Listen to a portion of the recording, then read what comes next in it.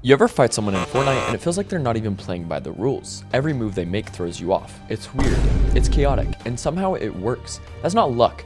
That's what it means to be unpredictable. In a meta full of cookie-cutter playstyles, unpredictability is the ultimate weapon to win. Today, I'll show you how to become the player no one can read, from deceptive edits to unpredictable movement and mind-bending builds. Let's turn you into a problem nobody wants to fight. Fortnite has evolved and not always in a good way. Back in Chapter 1, unpredictability wasn't something you had to think about. It just happened. Players were experimenting, trying random things, and learning the game in real time. That chaos made fights feel exciting and unique, but fast forward to now, and it's a whole different story.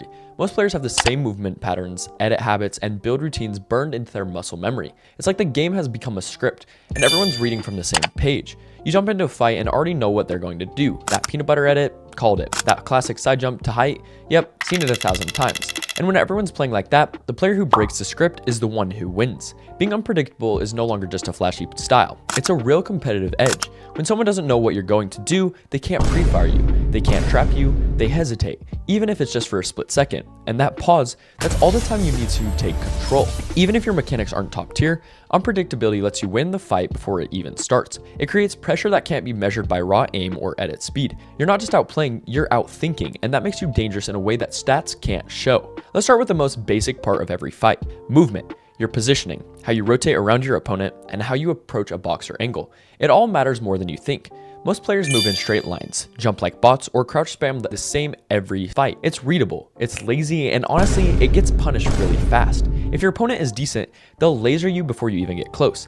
That's why your movement needs to feel chaotic, but intentional. Try mixing short bursts of sprinting with sudden stops. Slide for a second, then mantle unexpectedly. Use crouches not to dodge bullets, but to break your movement rhythm. Jump sideways into builds, hang off walls with mantles, drop to low ground, and pop back up from weird angles. If it looks like your game is lagging, you're doing it right.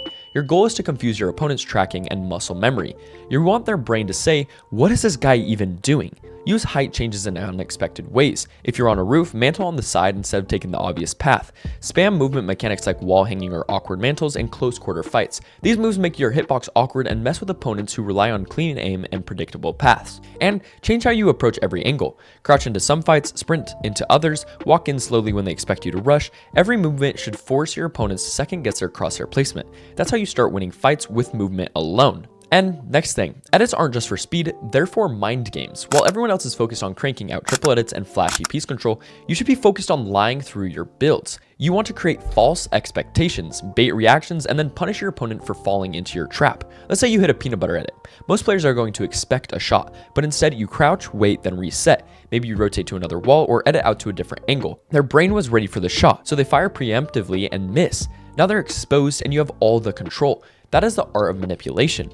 Even ghost edits, where you start an edit and cancel it, can be deadly. That slight flicker of blue puts players on edge. They freeze up or waste a shot thinking you're about to peek. You don't even need to do anything, just that moment of hesitation gives you time to reposition or prep your actual play. Another underrated tactic is the window stare. Edit a small window, stand there like you're about to shoot, and do absolutely nothing. Most players will panic, assuming you're lining up a shot. When they start to make a move, you reset and hit them from a new angle. You're not just editing, you're puppeteering their decision making. And sometimes, the dumbest plays are the smartest. Open up a whole wall and just stand there. No edit, no pre-fire, just stand. That kind of confidence throws people off more than any retake ever could. They don't know what to do because you're breaking the rhythm they've trained to expect. That's when you strike. Make your edits unpredictable, not by being flashy, but by being clever. Smart baiting wins fights against players who are technically better than you. That's why you see some players even beat pros. Now, let's talk about building. This is where you get to turn chaos into an actual strategy. Everyone builds boxes, ramps, and towers the same exact way. They crank 90s, build height in one direction, and follow standard patterns. But when you break those patterns, that's when you start winning not just fights, but respect. Try mixing in sidewalls mid-fight and launching side jumps off them in unexpected directions. Reverse your momentum. Make your opponent think you're going up, only to fall down and trap them under their own builds. Throw cones in weird places, behind you, on your walls, above ramps, then re-edit into them to create off-angle peaks that no one sees coming. Inside box fights, stop trying to be clean and symmetrical. Place cones where they don't belong. Create clutter. Make it hard for your opponent to see what's going on. It may feel messy to you, but to them it feels like they're in a maze of edits and builds with no clear route to safety. One advanced trick is the fake retake. Start a height retake, place a couple builds, maybe jump once, then instantly drop down and take low ground. They'll be so busy chasing height that they won't realize has you already underneath with full control. You're saving mats and gaining position while they're stuck trying to build up to nowhere. It's a mind game hidden inside a mechanical play. And when tunneling or rotating, don't move in straight, predictable lines. Tunnel right, then flip left. Drop through a floor and reverse the angle. Use edits to break line of sight, then double back for a surprise angle. The goal isn't just to outbuild, it's to outconfuse. The last tactical layer is actually timing, and this is where most players completely miss the mark. You can move weird and edit smart, but if your timing is predictable, you're still readable. The key is to disrupt rhythm. That means sometimes you play slow and methodical, other times you snap into high-speed aggression. You want your opponent asking, why haven't they edited yet? Or why are they suddenly pushing so hard? Try this. Stare at a wall, do nothing for 2 seconds, then suddenly crash through it. That weird pause makes players let their guard down, or hit a wall twice loudly, then walk away. They'll think you gave up or went to reposition, then loop back around and dive in from a new side or that same side. Even sound is part of timing. Fake reload your shotgun mid-fight. Let them hear it. Let them think you're vulnerable, then cancel and push. You'd be surprised how many players rush when they hear that click. Use audio cues like a weapon. Your timing should feel uncomfortable. If they're expecting fast, go slow. If they're bracing for slow, hit them with extreme speed.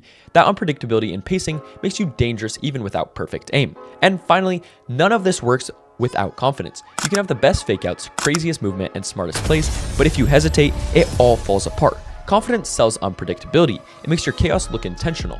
And when players feel like you meant to make that strange edit or awkward peek, they start doubting their own game instead of yours. The difference between panic and confidence is how you carry your playstyle. So be bold, don't second guess. Even if you're doing something that feels weird, commit to it. When you walk up to a wall with pure control and execute a play they've never seen, you break their focus. They'll play worse just because they're uncomfortable and don't know how to keep up with your rhythm. Confidence lets you own the fight. You're not reacting to what your enemy is doing, you're forcing them to react to you. And when you control the tempo, the angles, the rhythm, and the psychology, you're not just unpredictable, you're actually unplayable, and nobody will actually be able to fight you. That's why you see pros stay so far at the top. They're super unpredictable, they'll go super fast or super flow, they know when to reset and re-engage, they know when to heal, when to fake shots, when to fake edits, when to fake everything. Their playstyles are literal works of art, and you guys need to create your own art to be any player you guys want. Just remember, be intentional with your playstyle. If you guys actually want to get better and become one of the best, you have to be so unpredictable that no one will want to fight you.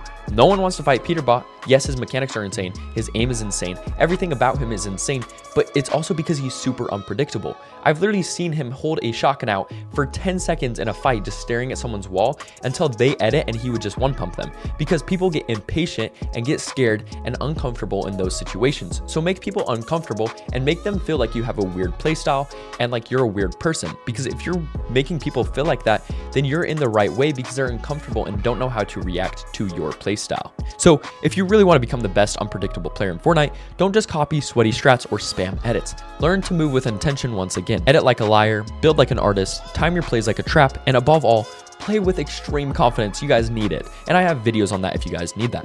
If you do all that, I promise people will stop understanding how to fight you. They'll start calling you weird in replays, and that's the best compliment you can get in Fortnite. If this helped you out, do me a favor, drop a like on the video, comment your weirdest move that's actually OP, and make sure to subscribe if you want more videos like this. Also, if you want to support the channel directly, use code NOTFLOW in the Fortnite item shop. It helps me a ton and keeps this content coming.